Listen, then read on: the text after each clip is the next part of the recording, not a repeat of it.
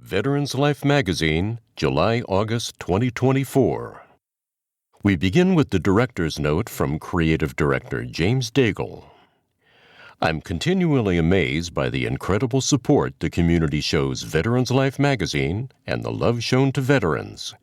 Equally inspiring are the veterans I meet, each with their unique stories of perseverance, fortitude, resilience, and determination. In this issue, you'll find two such remarkable stories.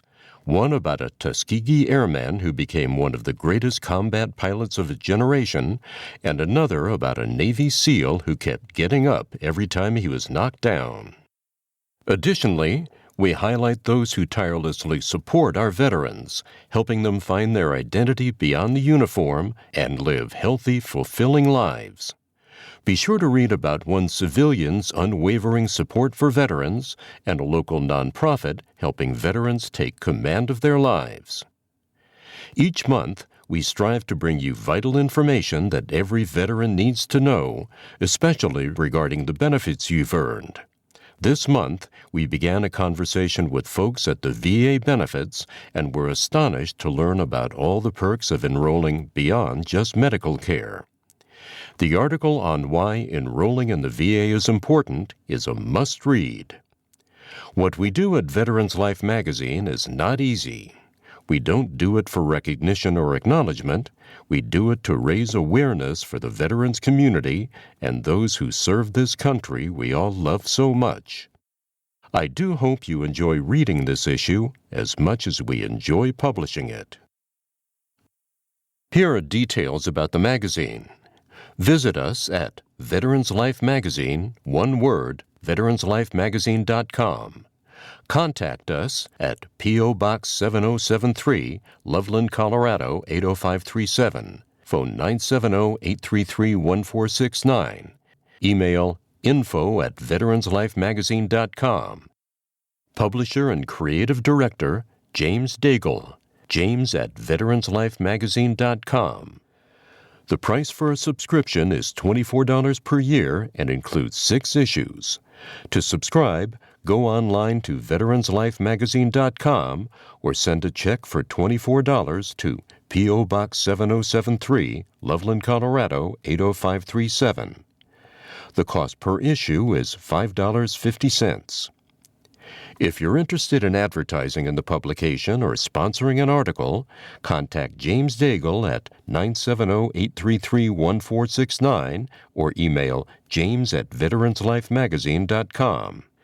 We support freelance writers and photographers and are always looking for interesting, informative, and entertaining stories to tell. Email your inquiry to info@veteranslifemagazine.com. The first ad inside the front cover is for Alana Bethune, Realtor. Alana knows what it means to serve. As a fourth-generation veteran and a trusted real estate professional, I proudly carry forward my allegiance to honor, courage, and commitment in serving Northern Colorado and our military and veteran community. She features Military and Veterans Housing Certification, MVHC, 2023 to 2025. Phone 970-658-3438. Email alana@mainstreetliving.com, with Main spelled M-A-N-E, mainstreetliving.com. Website mainstreetliving.com. Alana is brokered by eXp Realty. Contributors: Alex Moir, writer. Alex Moir is a veteran of the world's most dangerous Air Force. He wants to help share the stories of veterans and their families who wouldn't normally be heard or seen and advocate for good causes in the veteran community. Alana Bethune, writer. A United States Navy veteran, Alana is passionate about serving the military and veteran community. She is the founding president of the NOCO chapter of Veterans Association of Real Estate Professionals and is committed to improving the lives of service members and veterans through education, housing, and philanthropy. Karina Cromer, writer. Karina is a wellness, trauma, and heart math coach, and she is also a certified energy medicine professional and NLP practitioner serving the Northern Colorado community for 25-plus years. For the past decade, she has dedicated part of her time to serving the local veteran community at the Healing Warriors Program Clinic, offering healing touch treatments that focus on PTSD, anxiety, sleep disorders, and chronic pain. David Barrett, writer. David has volunteered his time to conduct interviews for the Veterans History Project and provide historical research and assistance with program development for Wings Over the Rockies Air and Space Museum. In 2018, he published 140 Days to Hiroshima, the story of Japan's last chance to avert Armageddon, and in 2020, he served as the historical consultant and producer for the 2-hour miniseries documentary, Heroes of the Sky, the Mighty 8th Air Force. Flint Whitlock, writer. Vietnam veteran Flint Whitlock is an award-winning author. 3 of his 18 books are about the D-Day operation. He is also the chairman of the Displays and Exhibits Committee at Veterans Museum Broomfield and is the first military historian inducted into the Colorado Authors Hall of Fame. Kathleen Willard, editor and copywriter. Kathleen, daughter of West Point graduate Lieutenant Colonel James Donahue, grew up on military bases across the country and in Germany. Her father had 2 tours of Vietnam.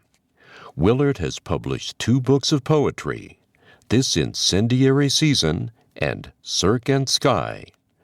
This year she'll publish 2 new books of poetry, Electric Grace and The Next Noise Is Our Hearts. Matt Beeson, writer. Matt is a native Coloradan. He climbs 14ers, loves movies, and is the proud grandson of a Navy World War II veteran.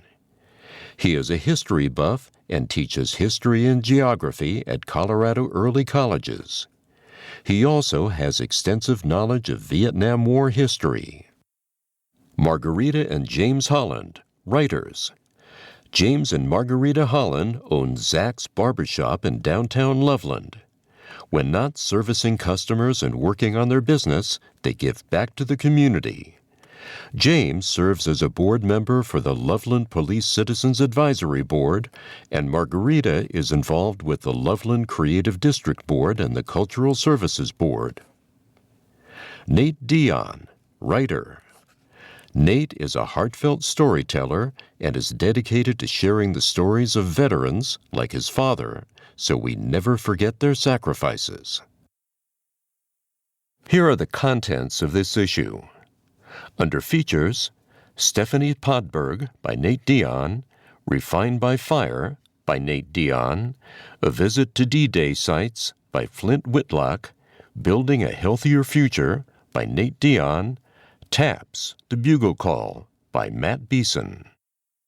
Under Departments, Salute to Service, Tuskegee's Top Gun by Margarita and James Holland. What You Need to Know, Sense of Urgency by Alex Moir. Health and Wellness, Healing Touch by Karina Cromer. Point in Time, Reign of Ruin by David Barrett. In My Own Words, I Am a Soldier by Kruger Jordan and The Black Ball of Death by Oscar Lilly. Veteran Entrepreneur, Ready to Start or Grow Your Small Business by Alana Bethune. From Combat Boots to Chef's Hat by Alana Bethune. Salute to Service, Tuskegee's Top Gun, A Living Legend During an Unexpected Time by Margarita and James Holland. In 1949, the United States Air Force Academy conducted its first aerial gunnery competition at the Las Vegas Air Force Base, now called Nellis. This event gathered Air Force fighter groups nationwide for a competition resembling the modern-day Top Gun. The initial champions of this competition were recorded as unknown, and the trophy remained missing for over 55 years. In 1993, Air Force Lieutenant Harry Stewart came forward to clarify the record. The team that won the 1949 competition was the 332nd Fighter Group, known as the Tuskegee Airmen. The team of 4 airmen included Captain Alva Temple, Lieutenant Harry Stewart, Lieutenant Halbert Alexander as the alternate pilot, and Lieutenant James Harvey. I first had the privilege of meeting Lieutenant Colonel James Harvey at the Colorado Governor's Black History celebration, to which my husband and I were invited by Governor Jared Polis. During the event, I noticed Lieutenant Colonel Harvey's first Top Gun winner 1949 hat and the Tuskegee recognition on his name tag. I quickly pointed him out to my husband, mentioning that he was a Tuskegee Airman. To my surprise, my husband promptly approached Harvey and started a conversation.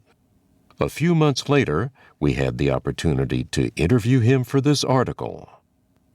Lieutenant Colonel Harvey is one of a handful of surviving members of the Tuskegee Airmen, the now famous group of African-American military pilots and airmen who served during World War II.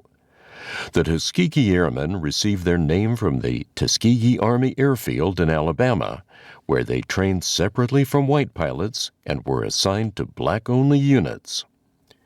While lobbying efforts pushed for integrated units, the separate training was established at the behest of President Franklin D. Roosevelt.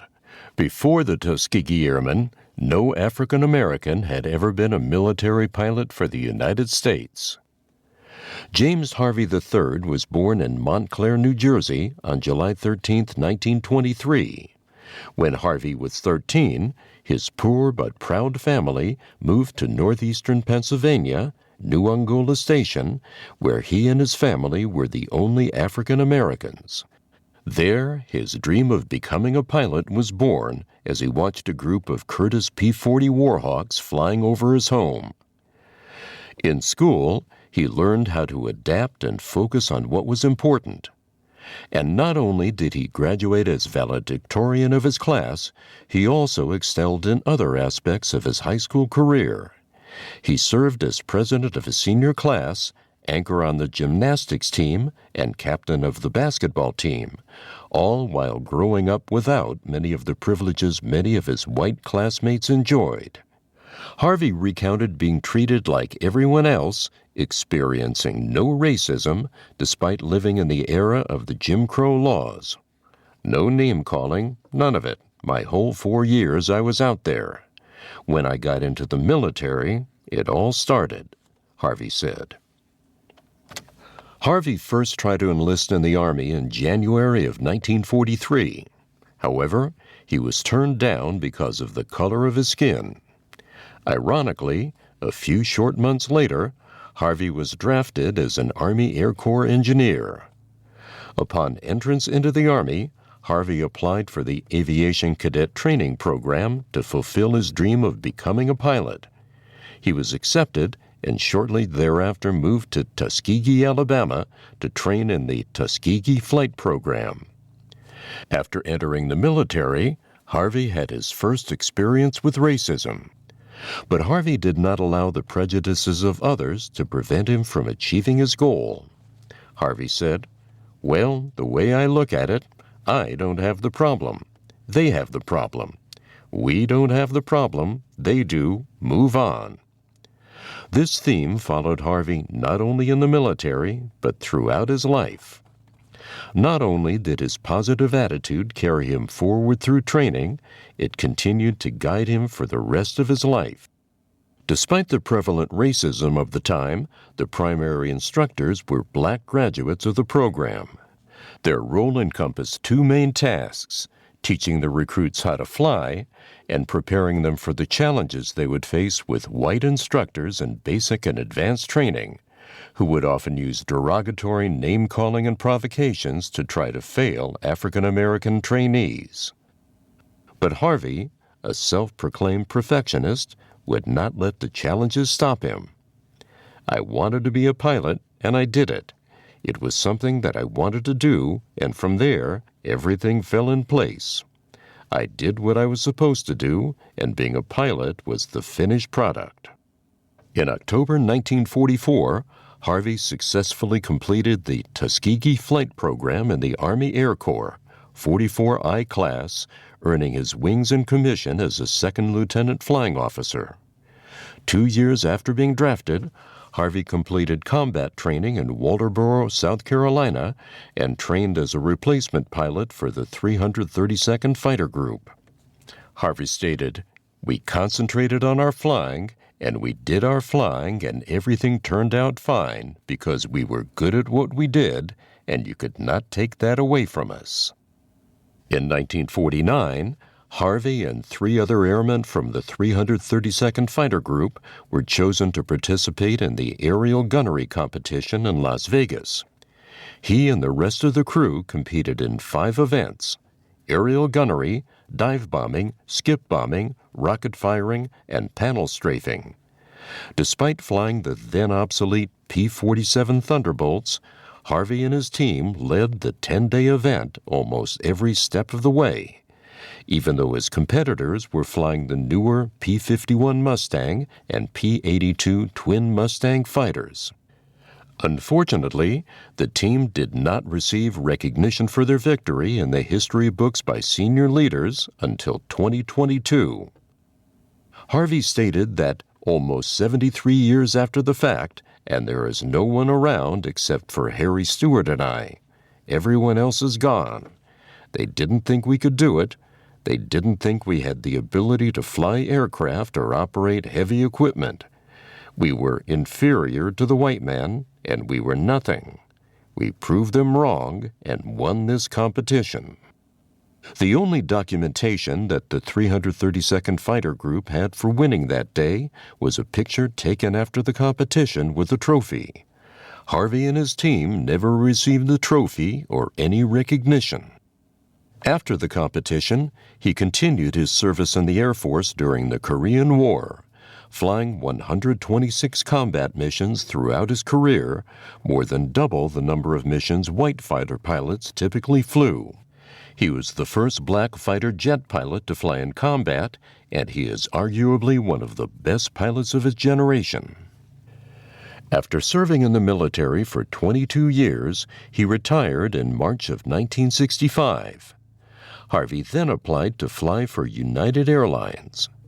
Although he had 4,000 hours of flight time, was an instructor pilot, and an instrument instructor pilot with more than the credentials needed, he was denied employment because they did not want passengers getting in the aircraft to look into the cockpit and see a person of color behind the controls.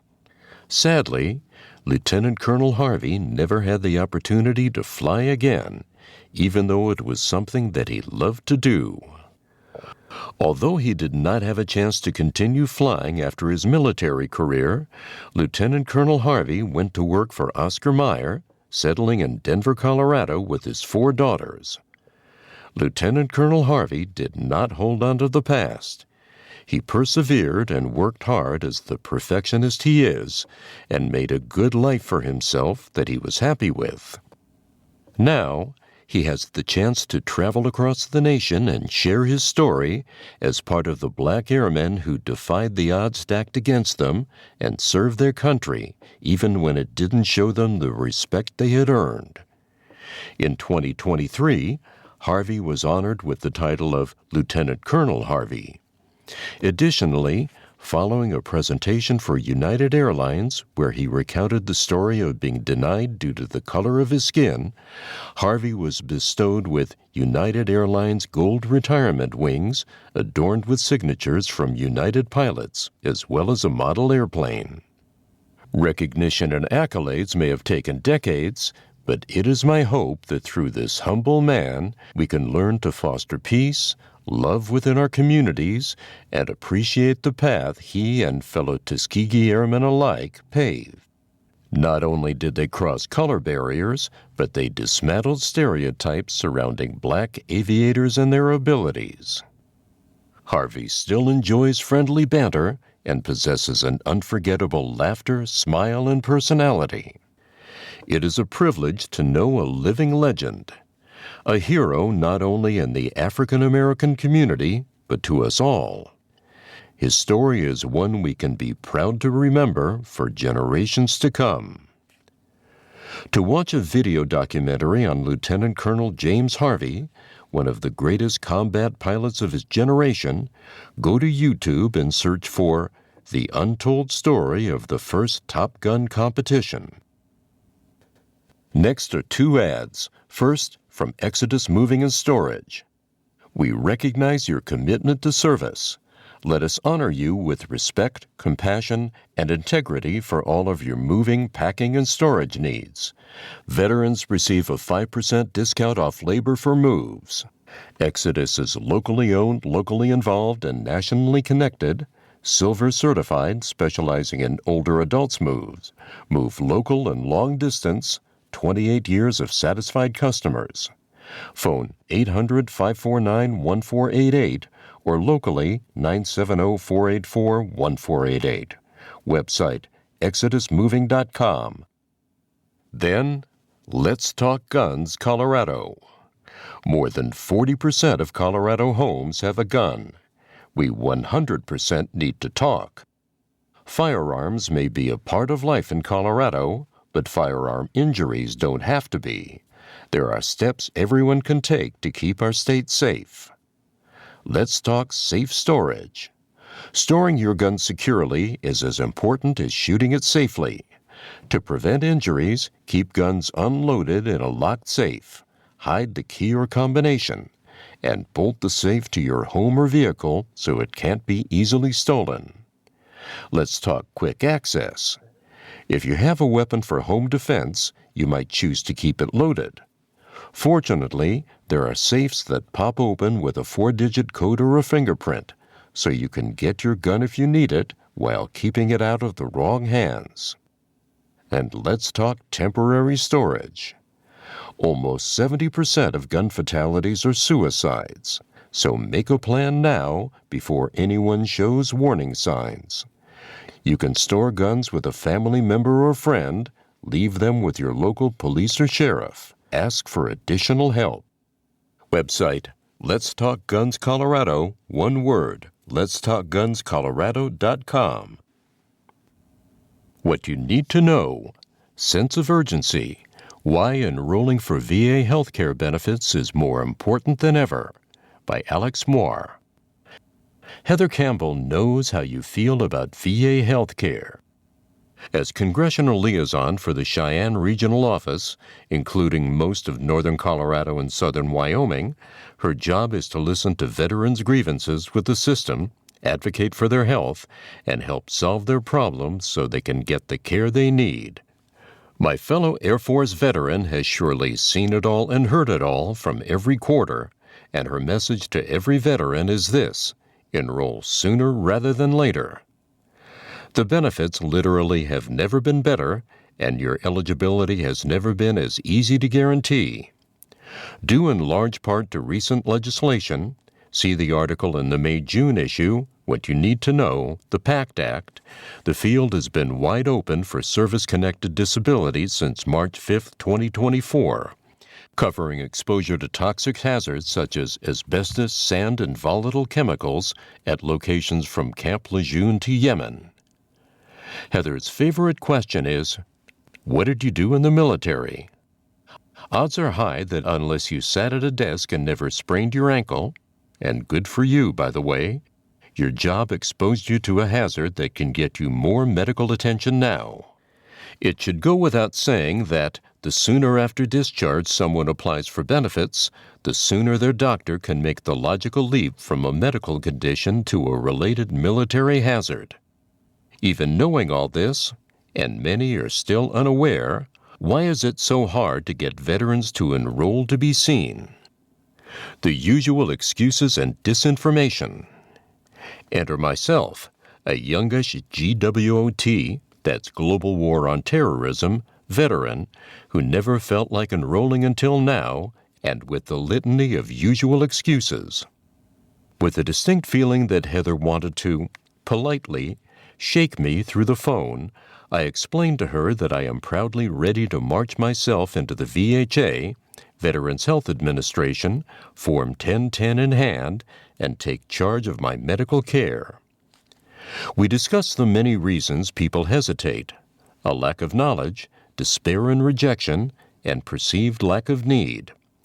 She has seen many veterans, especially Vietnam-era veterans, tell stories to newer vets about how they were turned down when they came home, and many of their conditions weren't covered or cared for. The PACT Act is one big example of many gradual changes that have improved care for veterans over the years, and it's important to stay up to date and not spread misinformation. Don't give up. Call your VSO and stay informed. For younger veterans or those just newly separated, there is a feeling or sense that, I feel fine right now, and if I enroll, I'll be taking money and resources away from a veteran who really needs it. Because service-related conditions can take years to manifest and require careful tracking by an expert team to diagnose, the first assumption is patently untrue and harmful to yourself in the long run. As for the second assumption, we should all be familiar with the government concept of use it or lose it when it comes to money. The pool of annual money given to all veterans for all health services is dependent completely on how many of us sign up for them. If I want to help that warrior who has a greater need than you, then you should enroll so they get more money to cover their benefits. And did you know that you can have VA health care at the same time as Medicaid or private insurance? Yep, that's right. You can and should use it first before tapping into your other insurance. Services beyond medical. Even if you don't think you need medical care, there are many other perks when you enroll with the VA. There is so much, it's ridiculous, Heather says. Scratching the surface, a veteran finds not only the things expected of a hospital, but also free haircuts, free food programs such as Food Bank and Bread for Vets, services for veterans at risk of homelessness, employment services to help build resumes, practice for interviews and job searches, recreational therapy, burial benefits, spousal benefits, child benefits, usually requiring 100% service-connected disability, and finally, caseworkers and mental health professionals embedded in universities to help veteran students.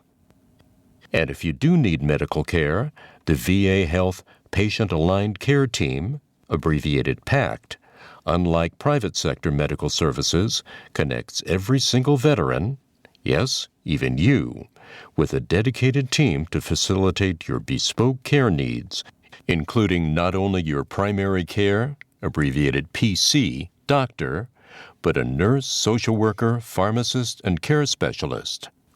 The VHA is also unique in that it offers peer support, mentors who are veterans that know what you've been through and can take care of the nitty-gritty medical tasks, like helping you make it to appointments and acting as a bridge with your clinician.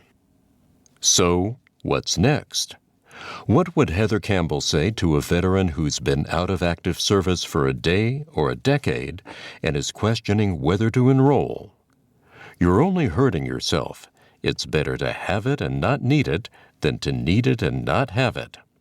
So, if you tried to enroll before March 5, 2024 and were declined, you need to enroll again, as the recent expansion of the PACT Act has opened eligibility significantly. If you've yet to enroll, please do so. How and where to enroll? In Northern Colorado, you can enroll for VA healthcare benefits in several ways. First, in person. Go to your nearest VA medical center or clinic. In Northern Colorado, that's either Cheyenne VA Hospital in Cheyenne, Wyoming, Northern Colorado Outpatient Clinic in Loveland, Colorado, or Eastern Colorado VA Healthcare System in Aurora, Colorado. Second, by phone. Toll-free hotline at 877-222-8387, Monday through Friday, 8 a.m. to 8 p.m. Eastern Time. Third, by mail. Download VA Form 10-10EZ at www.va.gov/1010EZ. health-care/how-to-apply. Fill it out and mail it to the address provided on the website. You've served your country and earned these benefits, so be sure to enroll today. There are many more reasons to do so than not. Then here are steps to follow for your first trip to the VA. Go into a facility, find something that looks like an info desk and say, "Hi, I'm a new veteran. Can you point me in the direction of the enrollment office?" Plan B. Ask to see a patient advocate as they can guide you.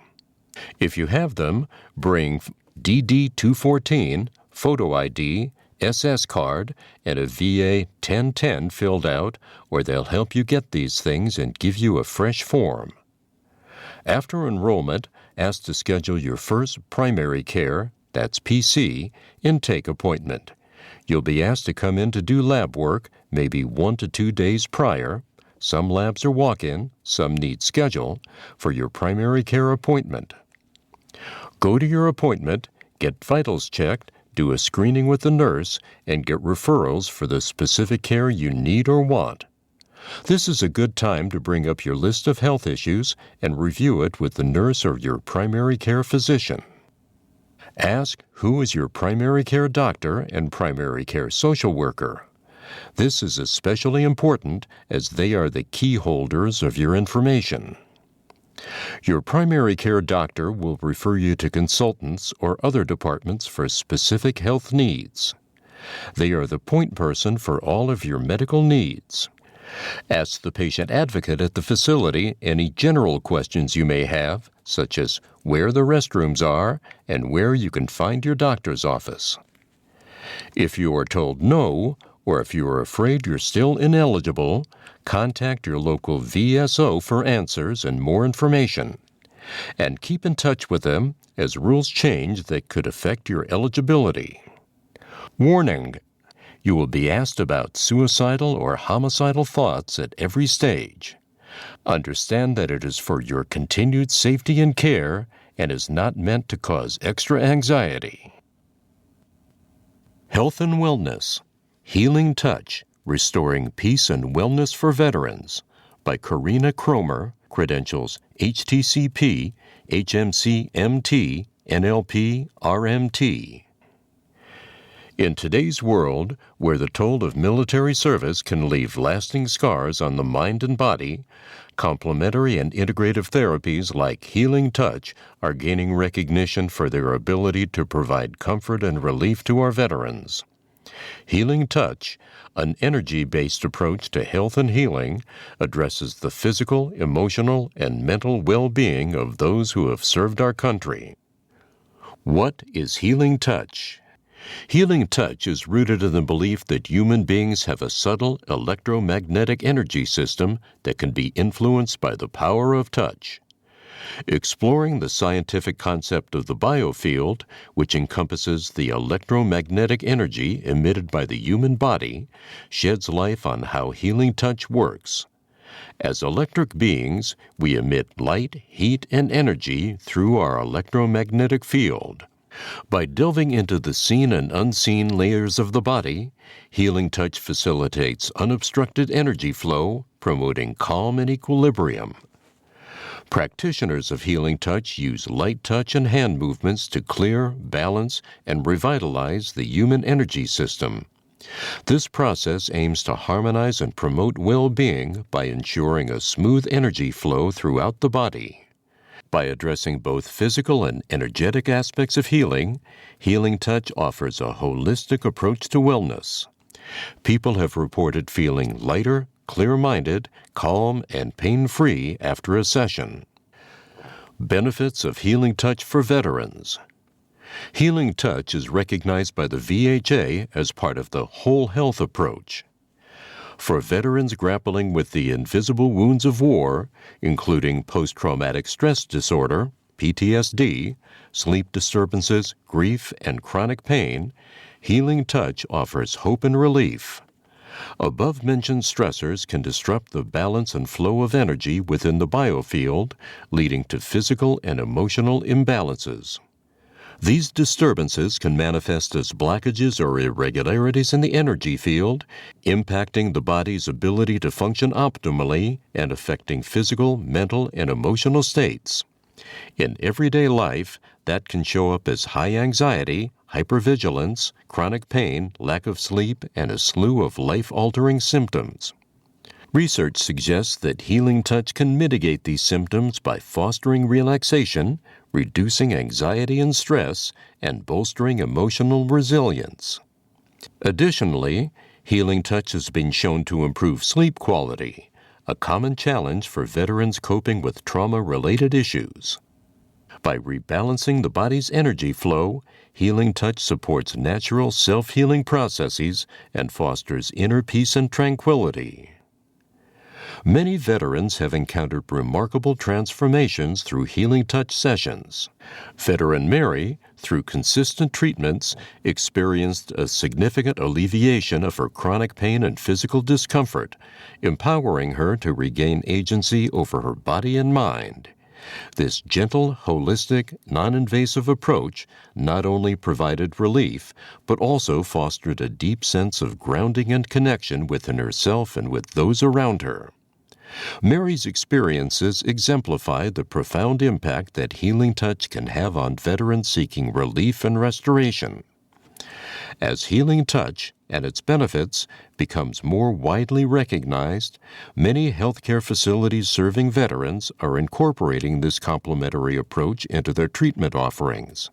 By integrating healing touch into traditional medical care, veterans are provided with a comprehensive approach to healing that addresses their physical, mental, and emotional needs. Practices like healing touch offer a beacon of hope for veterans seeking relief. By embracing holistic approaches to well-being, we can honor and support those who have sacrificed so much for our country. Let us continue to explore and embrace integrative care approaches like healing touch to ensure the well-being of our veterans. A footnote to this article cites two research studies. First, www.ncbi.nim.nih.gov/PMC/articles/PMC4654788. Clinical Studies of Biofield Therapies, Summary, Methodological Challenges, and Recommendations. Second, www.healingtouchresearch.com/studies. Healing Touch with Guided Imagery for PTSD in Returning Active Duty Military, a randomized controlled trial.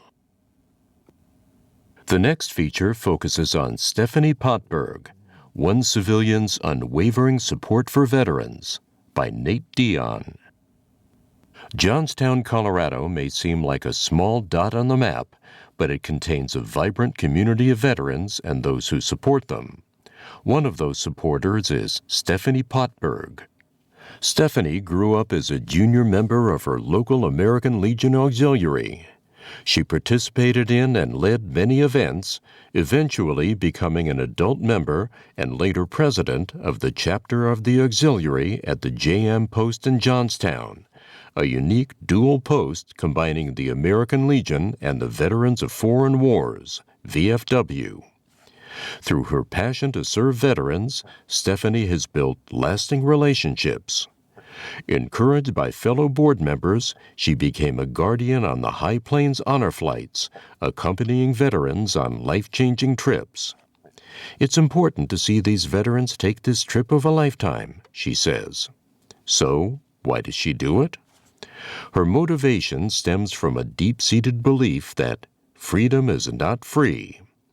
Although she has not personally experienced military life, Stephanie feels a profound responsibility to give back to those who have. It's part of who I am, she says.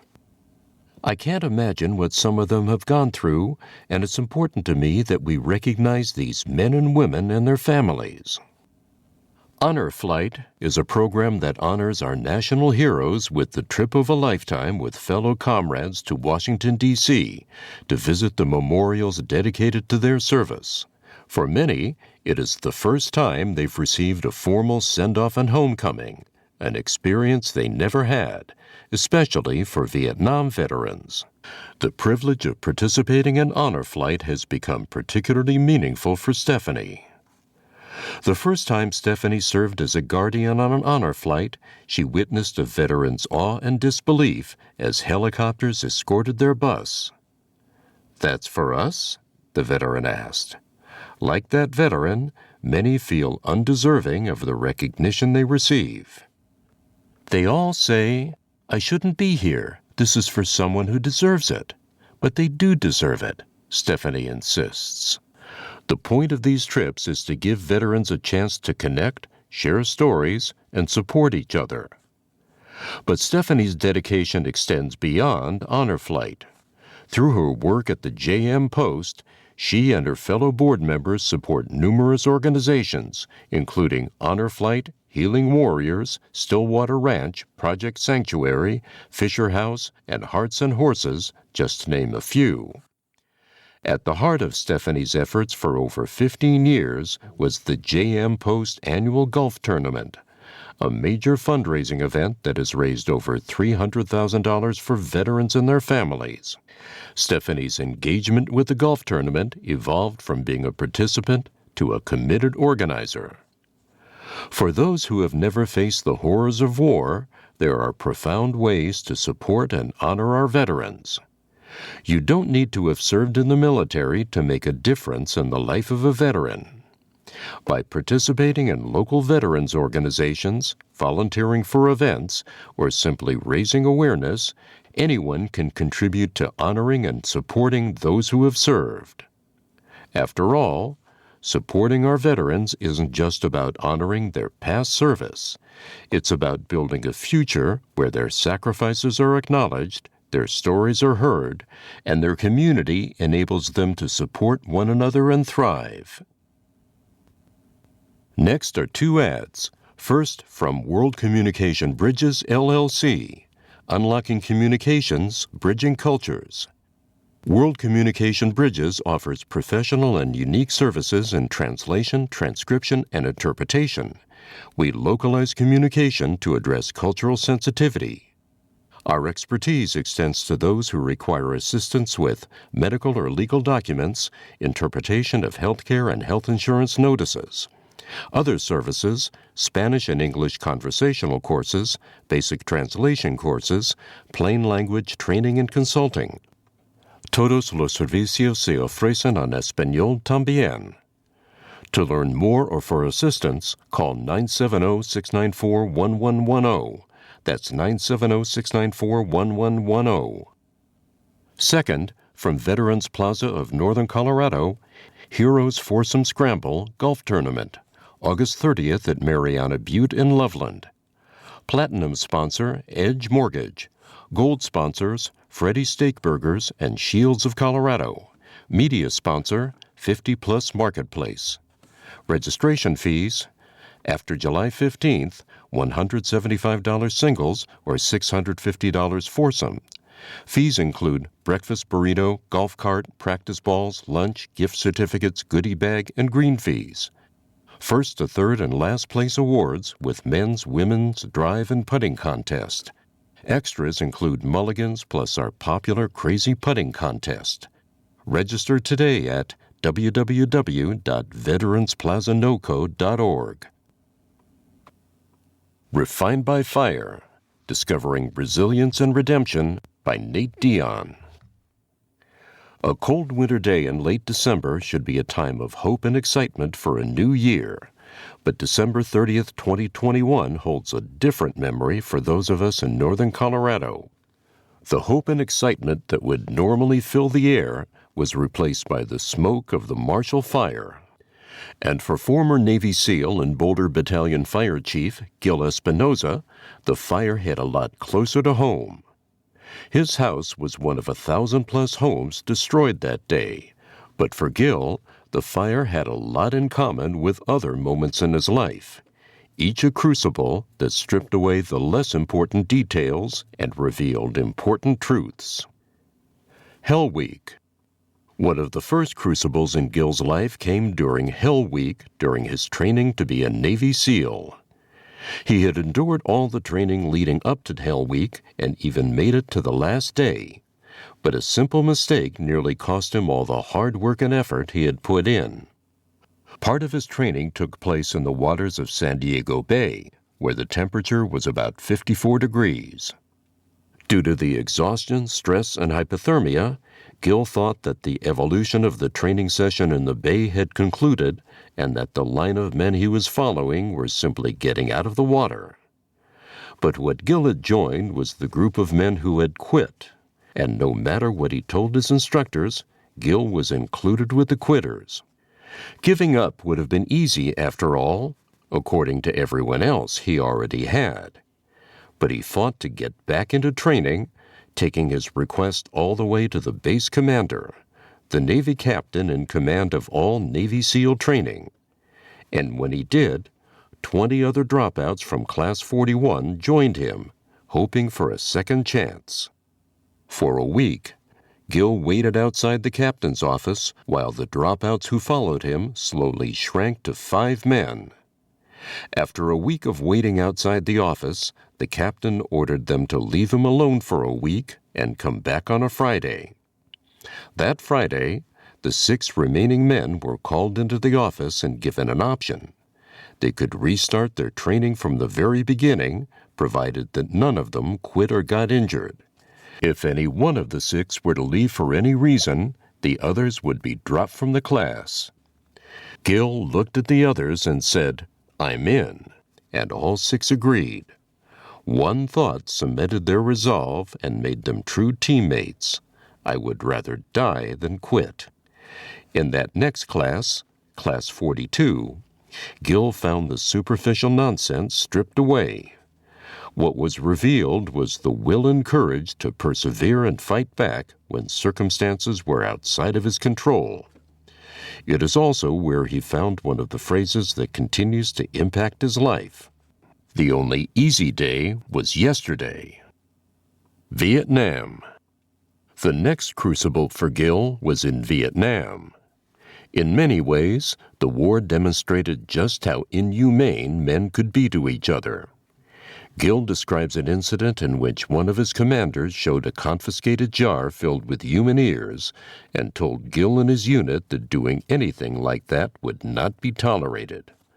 But the incident that impacted Gil the most was when he returned from a short leave in Saigon, where he had been drinking and relaxing with a fellow SEAL and a Vietnamese man wearing a white scarf.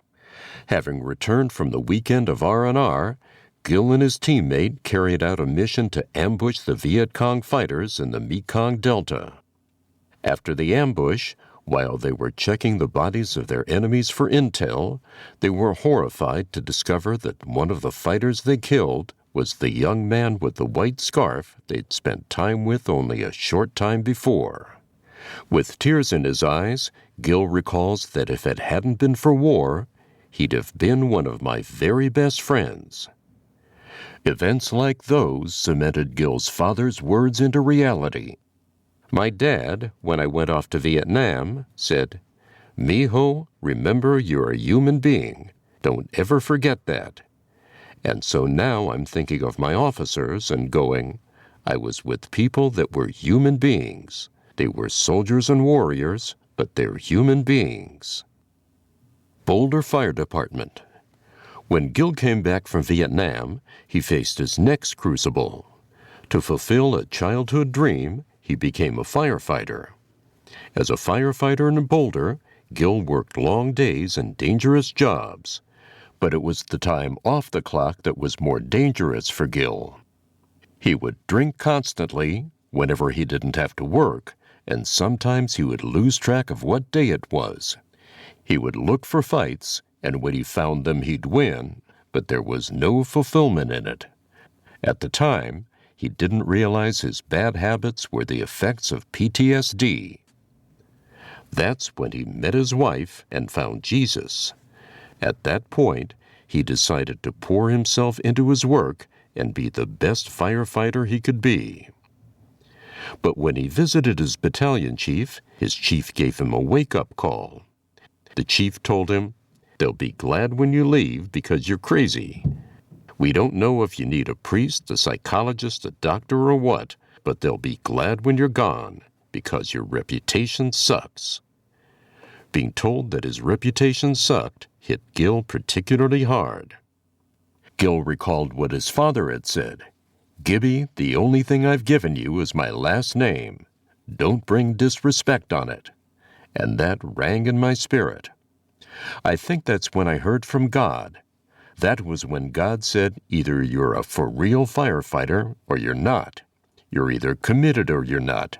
The same thing in the teams. Are you willing to die?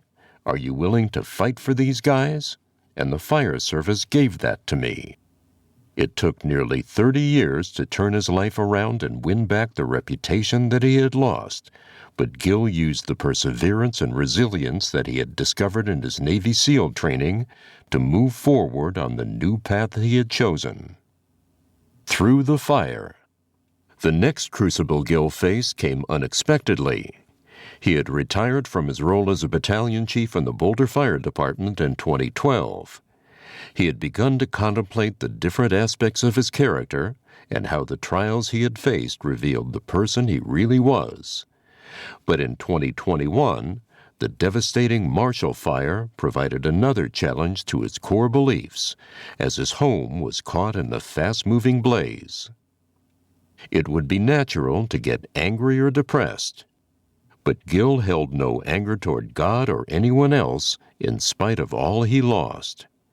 His house had held precious pictures drawn by his sister, his medals from his service in Vietnam, and his father's grandfather's 300-year-old crucifix, all lost in the fire. But Gil discovered something new, a sense of peace and purpose that he carries with him today. Gil chose life. In his own words, he says, "So what is choosing life? Choosing life means making different decisions about where you're going and how you're going to associate yourself, how you're going to look at yourself." This newest crucible became an opportunity for Gil to share more of himself, his story, and his new way of thinking with others. And from the ashes of the Marshall Fire, Gil has discovered new opportunities and friendships. Through the network of SEAL families, Gil met Debbie Mama Lee, whose son Mark was the first Navy SEAL to die in Iraq.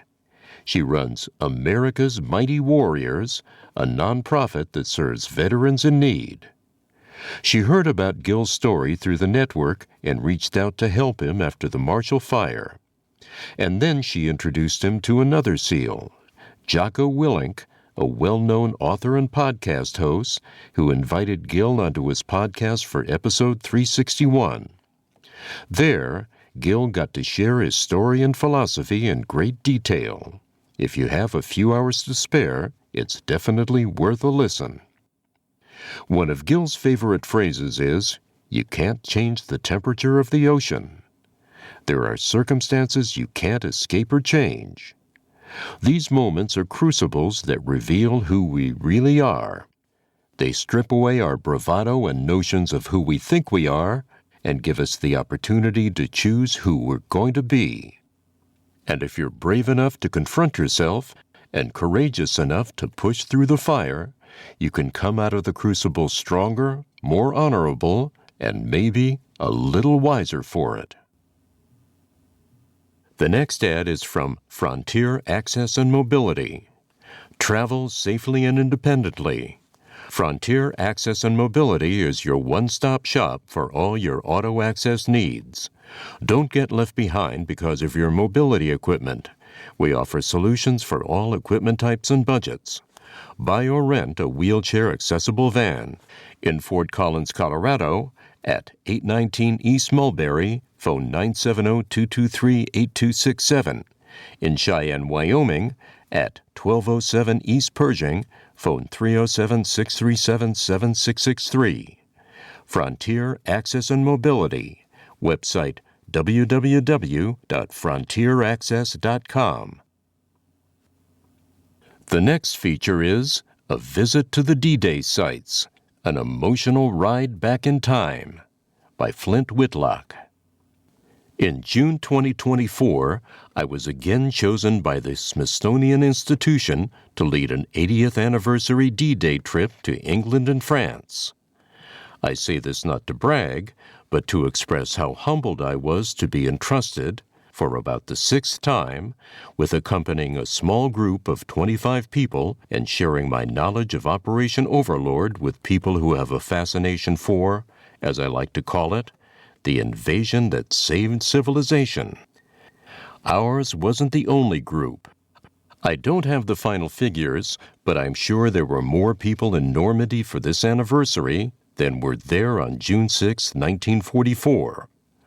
The roads and beaches were packed, not just with cars and buses, but with 80-year-old jeeps, trucks, and tanks driven by men and women in authentic uniforms from the 1940s that added visual nostalgia to the experience.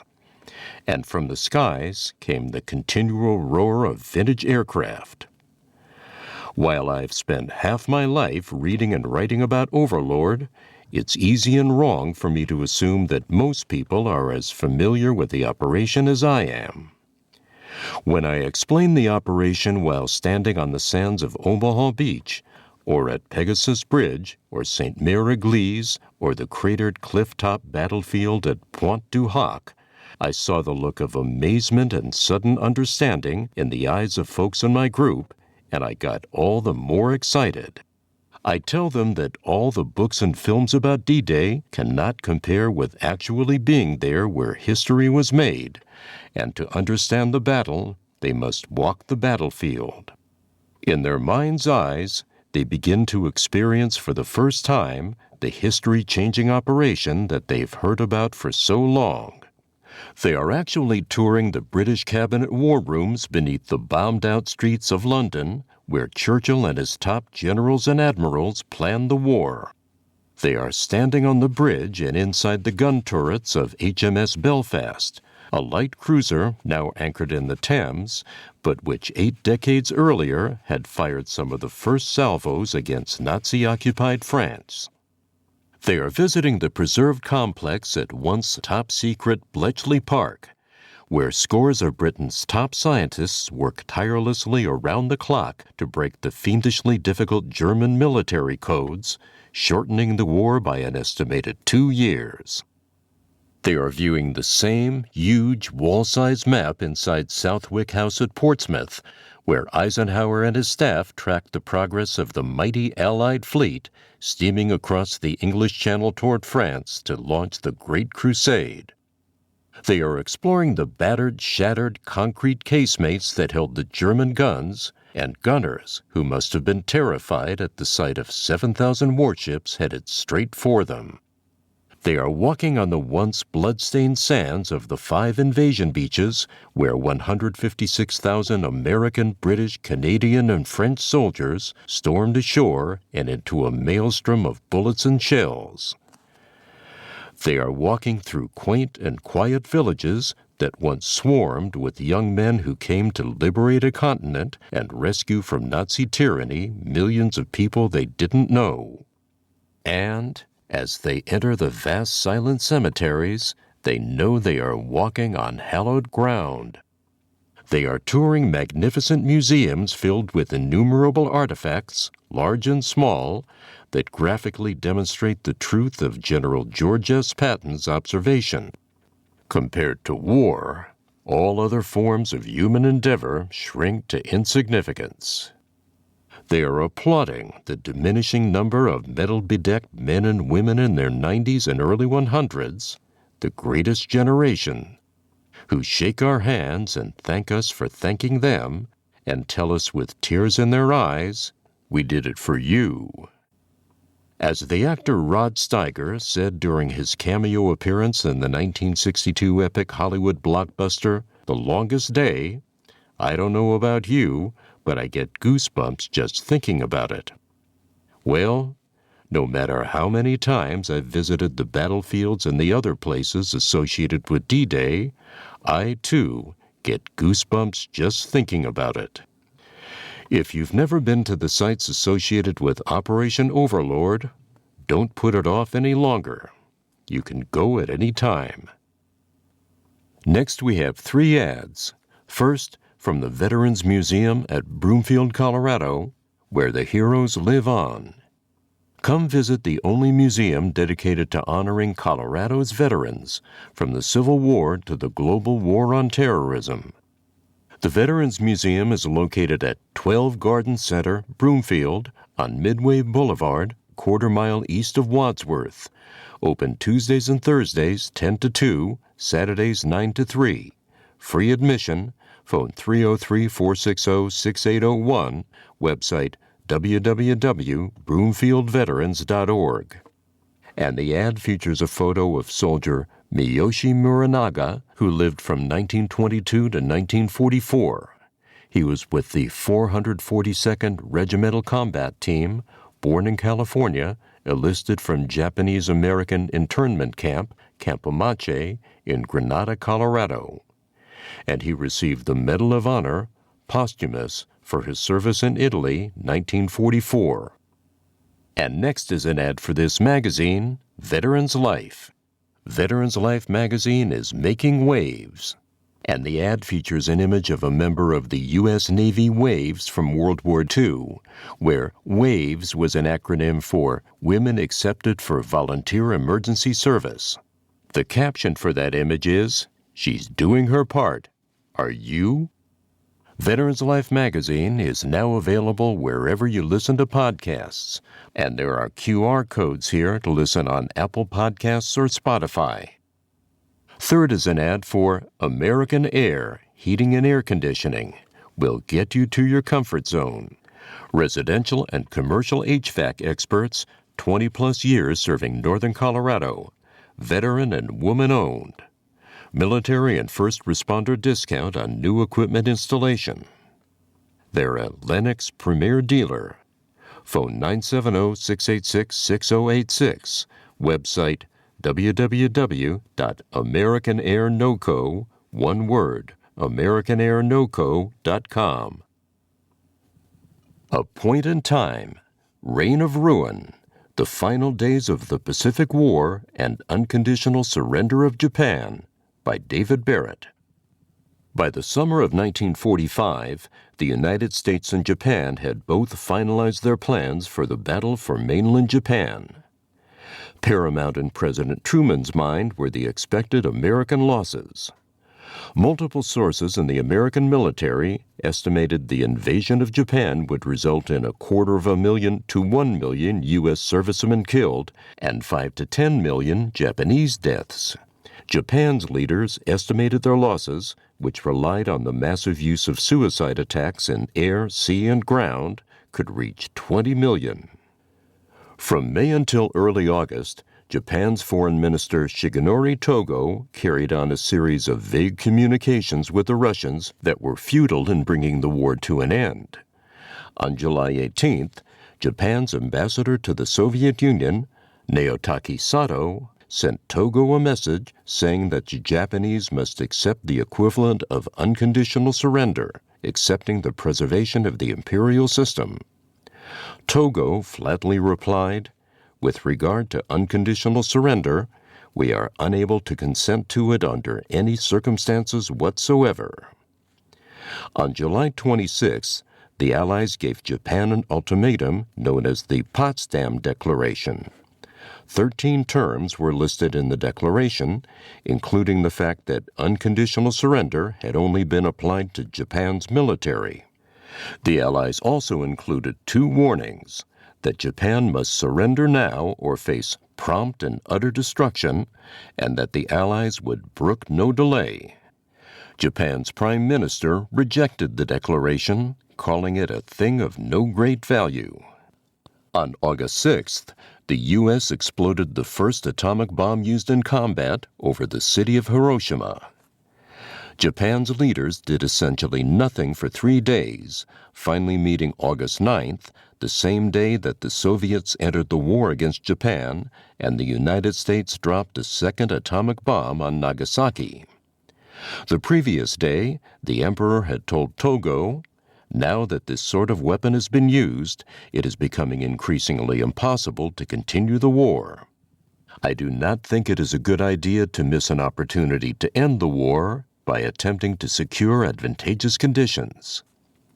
Nevertheless, the members of Japan's Big Six, the men who effectively ran the country, were hopelessly divided, 3 favoring an immediate end with one condition, and 3 favoring a continuation of the war or 4 conditions.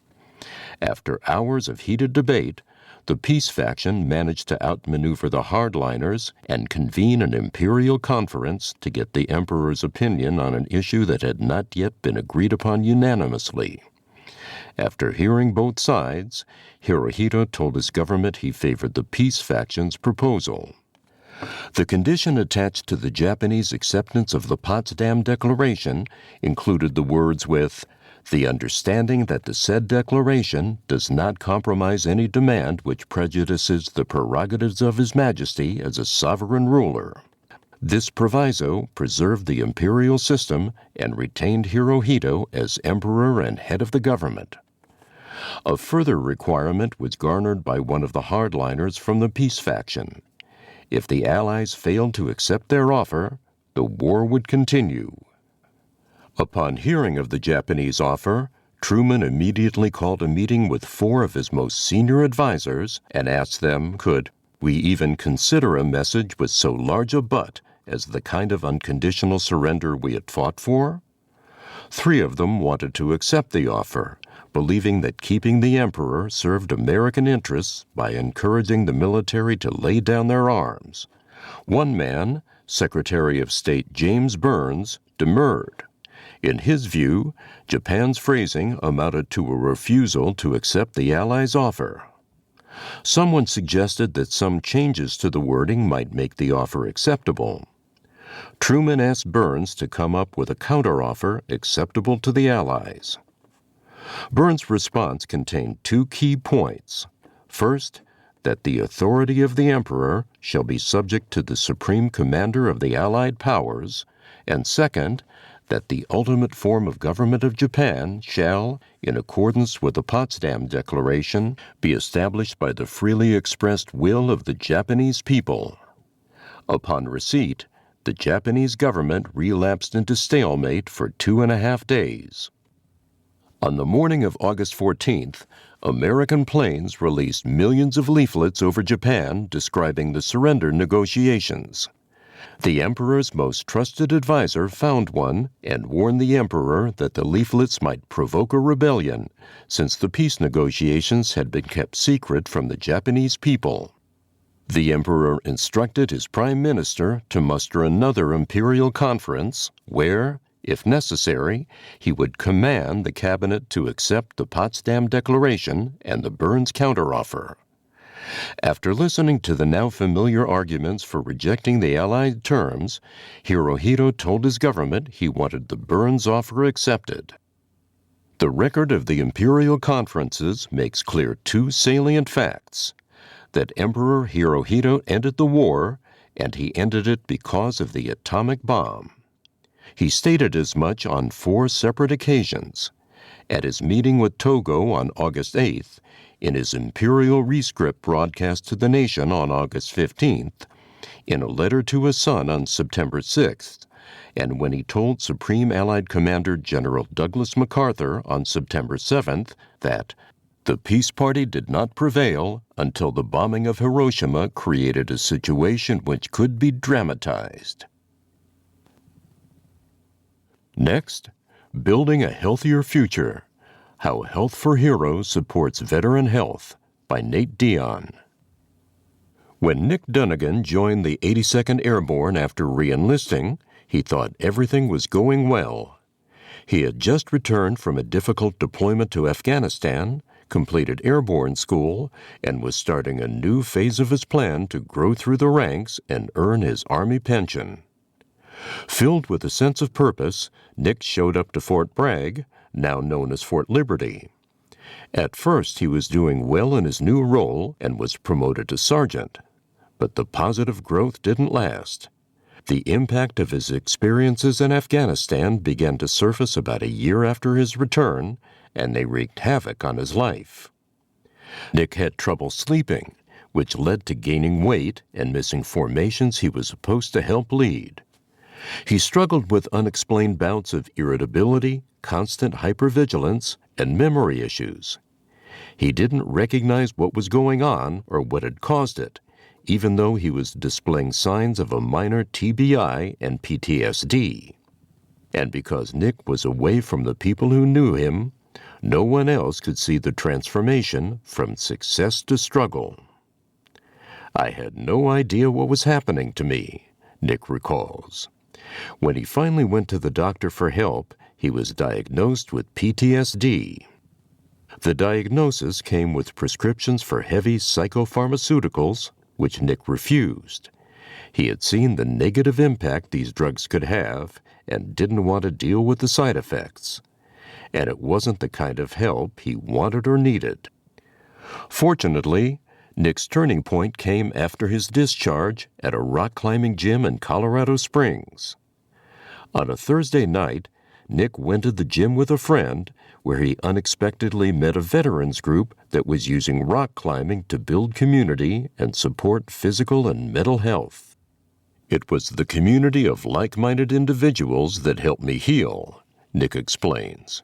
This experience led him to yoga, gym workouts, and ultimately a pursuit of a degree in health and exercise science at Colorado State University.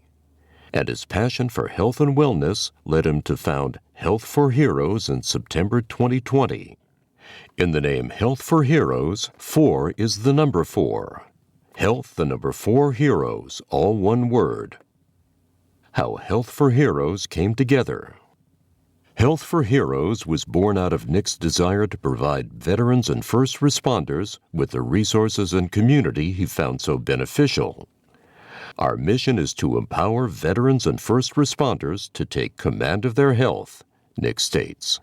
The organization focuses on 3 key areas: community, connection, and education. Community is at the heart of Health for Heroes. Member-led chapters in Fort Collins, Windsor, and Loveland host regular engagement opportunities from hiking and running to social events. It's about creating a supportive environment where everyone encourages each other to be 1% better every day, Nick explains. Connection involves partnering with local businesses to offer affordable access to wellness services. "We have a network of 26 businesses providing exclusive discounts to our members," Nick says. Future plans include a grant program to further reduce financial barriers to health. Education is another pillar, providing members with up-to-date information to make informed health decisions. "We want to bring the most current information so members can lead happier, healthier lives on their own," Nick emphasizes. The Health for Heroes community. Health for Heroes hosts a variety of events to foster community and promote physical well-being. The flagship event, Guardian Games, is a military and first responder-inspired fitness competition and expo. For the participants, the Guardian Games is their favorite event of the year. One of those participants, Sierra Eichhorst, said, "The reason I like Guardian Games is because each year it gets tougher, which makes the training even more fun. And I like that you don't know what you're walking into, which is pretty much kind of like how it is being in the military." Another veteran, James Padilla, discovered rock climbing through Health for Heroes. "Never rock climbed before in my life. They just kind of put me in a position where I could come out of my comfort zone and get fit while I was doing it, and it was just a blast.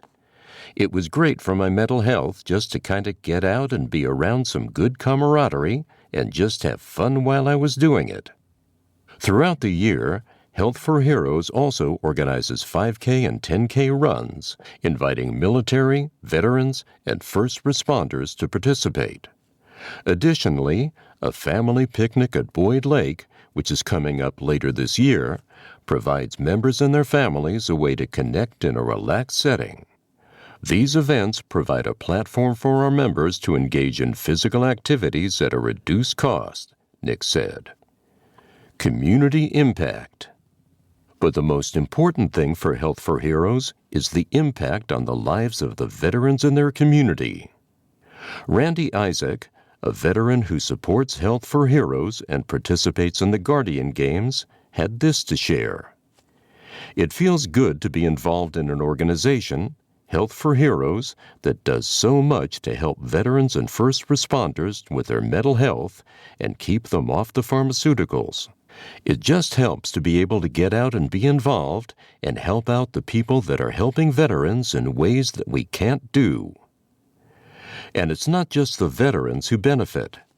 These veterans' families have experienced the transformations of their loved ones and have been drawn closer to them. As Nick says, a healthier life is for everyone, whether you're taking your first step or running a marathon. We're here to support you. For more information or to join Health for Heroes, go to www.healthforheroes.org, where the 4 in Health for Heroes is the number 4, health4heroes.org. Next are 3 ads. First, from the Patton Veterans Project, PVP. I Was There, free filmmaking workshops for veterans. We use collaborative filmmaking as a therapeutic pathway for veterans coping with post-traumatic and other service-related stress to validate their service accomplishments, reduce social isolation, and strengthen family, community, and professional bonds. Through regular community film screenings, we help break down barriers between veterans and civilians and educate the public about the mental health challenges facing veterans and military families today.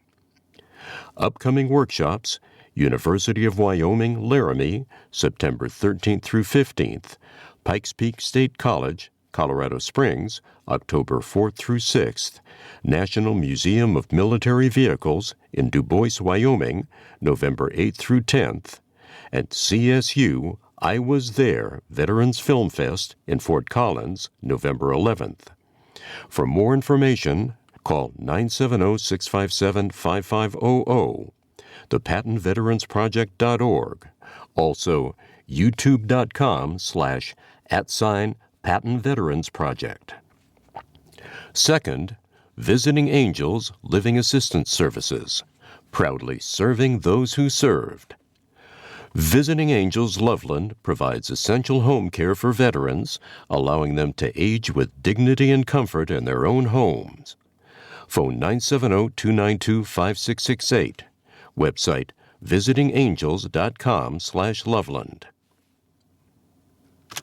Third, Veterans Life Magazine. Subscribe today. 6 issues for $24. Online, Veterans Life Magazine, oneword.com. By mail, send a check to P.O. Box 7073, Loveland, Colorado 80537.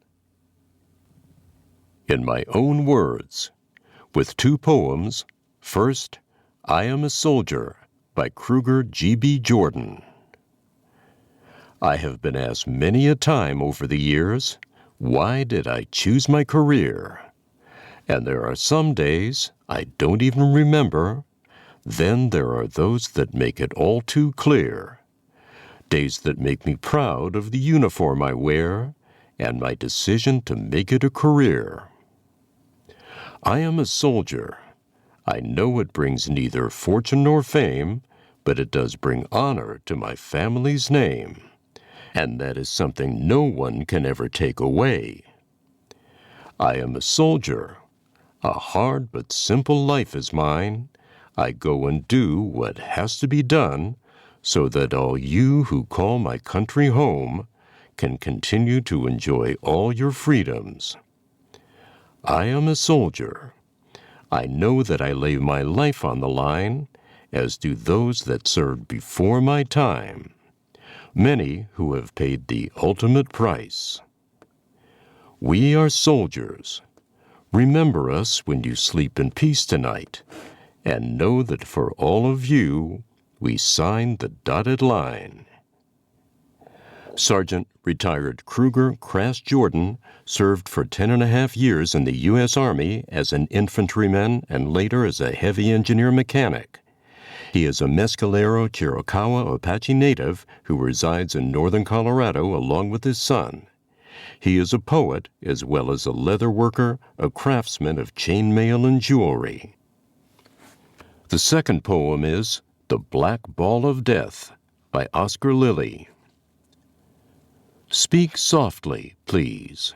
Do not awaken the black ball of death. An evil, born of the desert, it slumbers in a nest of boweled serpents, wallowing in its own bile. Tread lightly, please. It senses all perceived slights, and once awakened, its ghastly fury cannot be stymied, only diverted. On brick walls, windshields, and hotel furniture. Fully purged rage. Speak softly, please. That smooth, round, molten rock lives within me. It grows, it shrinks, but it's never expunged. For your sake and mine, do not awaken. Oscar Lilly served in the Wyoming Army National Guard for 15 years. After a devastating injury, while training for his third voluntary deployment, Oscar eventually separated and found other ways to serve. He is currently the executive director of Robbie's House, a mental health clubhouse in Laramie, Wyoming, where he lives with his wife and 3 kids. Veteran entrepreneur. Ready to start or grow your small business? The Colorado Veterans Business Outreach Center can help, by Alana Bethune.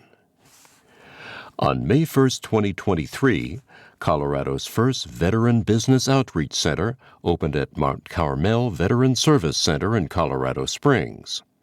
A little over a year later, the center has seen more than 570 clients and facilitated over 70 training and outreach events. Powered by the U.S. Small Business Administration, SBA, the Colorado Veteran Business Outreach Center, VBOC, provides business counseling, training, technical skills assessment, and educational resources for veteran-owned small business owners and entrepreneurs.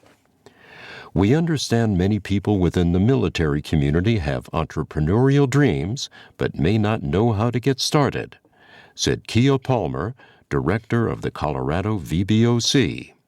We can help with that. We can assist veteran-owned small business owners and entrepreneurs that are ready to start, grow, or recover their businesses.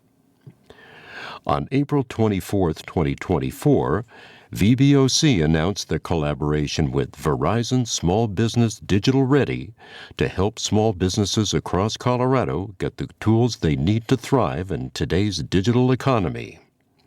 This new online curriculum includes access to personalized learning plans, coaching from experts, and networking opportunities with diverse, industry-specific businesses. For so many people, owning a business can be overwhelming, she said. It's their dream, but they need to understand it's a marathon. We want to help veteran-owned small businesses to have a sustainable and positive economic impact in our states. In support of this effort, the Colorado VBOC will host a Boots to Business Reboot at Front Range Community College in Fort Collins on October 24, 2024. The Boots to Business Reboot delivers the same curriculum as the Boots to Business course, hosted by Transition Assistance Programs at military installations throughout the country. Active duty service members, veterans, National Guard and Reserve members, and military spouses will have an opportunity to learn business ownership fundamentals, analyze the feasibility of a business idea, and tap into SBA services. The Boots to Business Reboot training is provided in collaboration with the SBA Colorado District Office, Larimer Small Business Development Center, SBDC, and the Northern Colorado VA Outpatient Clinic Veteran Readiness and Employment, VRNE, program. The Colorado VBOC also is focused on reaching rural Colorado to help farmers and ranchers. So often, people have the land and they have the dream, but that business acumen and access to SBA resources may provide a challenge, Palmer said. The Boots to Bushels program was adapted from the New England VBOC, which introduces veterans to resources throughout the agricultural industry. The Colorado VBOC programs and services are open to any veteran of any era, regardless of length of time served or the type of discharge. The Colorado VBOC is funded in part through a cooperative agreement with the U.S. Small Business Administration. To learn more about VBOC and the services and training curriculums offered across Colorado, go to www.veterancenter.org/VBOC or call 719-309-4742 today. Exemplifying the entrepreneurial theme, we have From Combat Boots to Chef's Hat, Southern Twist Transforms Military Skills into Flavor by Alana Bethune.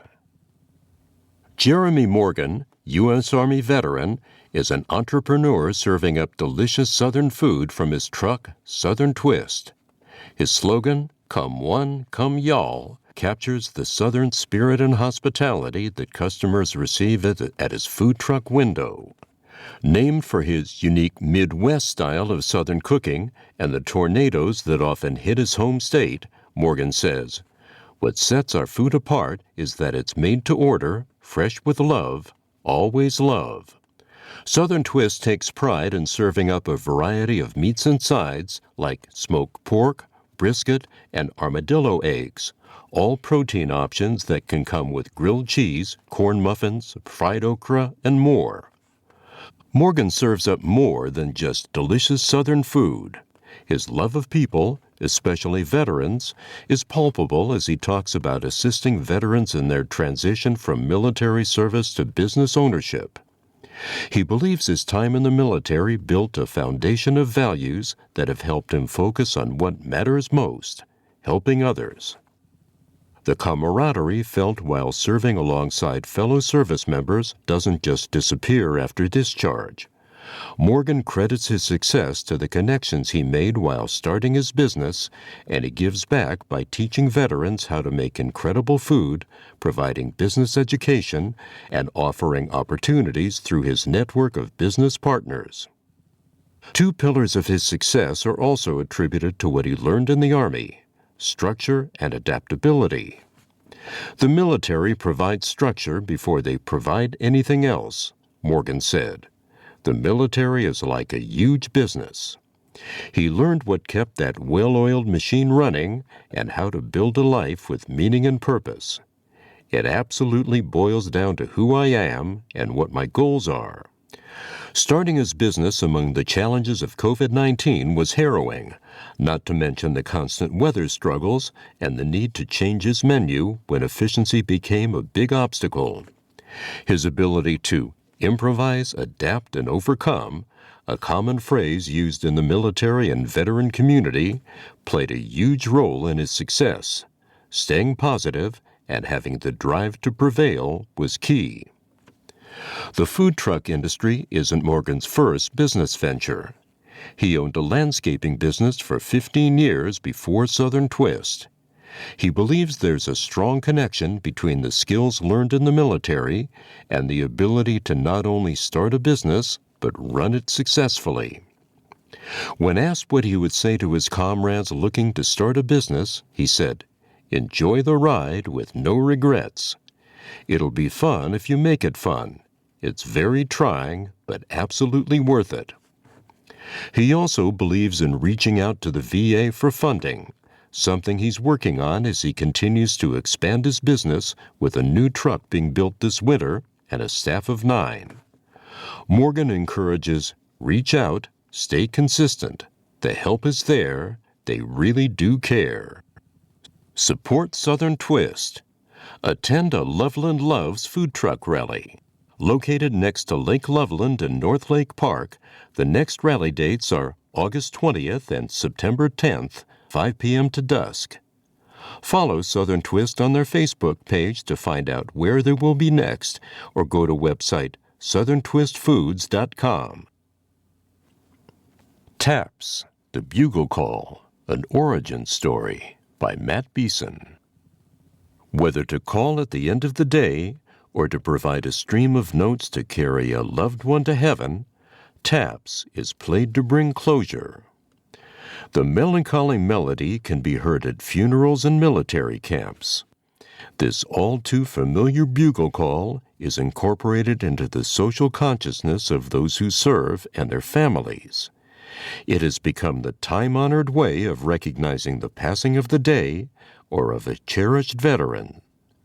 Where does this tradition originate? Taps comes from a lineage of closure. It was common in Europe to have a closing bell or sound to remind people to tap out their candles before bedding down for the night. Many militaries throughout history have had a closing song, with Napoleon's favorite, Extinguish the Lights, bugle call. The origin of the modern notes taps comes from the Civil War. The most recognized story is an adaptation of Lights Out by General Butterfield, which he reworked in July of 1862 as he felt the previous version of the call to end the day did not have the required tone, thinking the call should sound more melodious.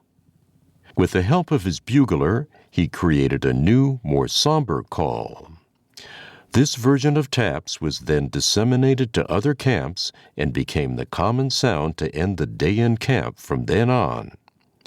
It became associated with funerals by the 1890s as more Civil War veterans passed on, and it was then played as a tribute to them. Taps at funerals for service members was common, especially by World War I, with so many boys being lost in the trenches of France. However, there is a more poignant and touching story that deserves a second listen. It too started in the Civil War, but here's where the stories differ. This story starts with Captain Robert Ellicombe and his men facing off against the Confederates at Harrison's Landing, Virginia, in a number of skirmishes. Upon nightfall, Ellicombe hears the moans of a wounded soldier. Unsure of whether it be a friend or foe who lay upon the battlefield, the captain wrestles with his conscience and ultimately decides to find and rescue the wounded man, knowing he is putting himself and his men in peril by operating at night. Captain Ellicombe comes upon the wounded man, but it is too dark to see his colors, and he is forced to bring the man back to his camp. Much to his chagrin, the wounded soldier is a Confederate and has sadly already passed away. As the fires of the camp begin to illuminate the young man's face, the captain becomes stricken when he sees that it is none other than his own son, who had been in the South studying music before the war broke out. Unbeknownst to its father, he had joined the Confederacy.